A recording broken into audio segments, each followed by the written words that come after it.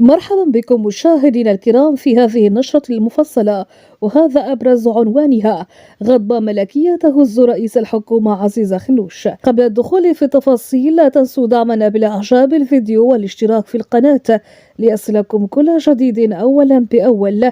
والآن إليكم التفاصيل. أثر غياب رئيس الحكومة عزيز خنوش عن اجتماع العمل الذي ترأسه صاحب الجلالة الملك محمد السادس بالقصر الملكي بالدار البيضاء والمخصص لمشروع المركب المينائي والصناعي الناظور غرب المتوسط، موجة واسعة من التساؤلات في الأوساط السياسية والإعلامية. الاجتماع عرف حضور عدد من الوزراء المسؤولين عن قطاعات استراتيجية مرتبطة بالمشروع الذي يعد من بين الأوراش الملكية الكبرى ذات البعد الاقتصادي والجيوستراتيجي، ما جعل غياب رئيس الحكومة يطرح أكثر من علامة استفهام.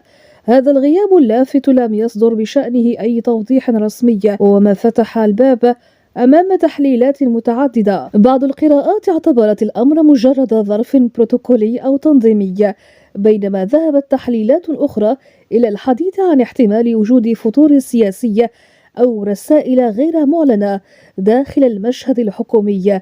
صحيفة الأسبوع الصحفي أشارت في عددها الأخير إلى أن هذا الغياب قد يحمل دلالات سياسية، خاصة أن رئيس الحكومة كان قد اعتاد حضور الاجتماعات المرتبطة بالأوراش الملكية الكبرى. الصحيفة ربطت بين الغياب وبين التطورات الحزبية الأخيرة، وما زاد من حدة الجدل.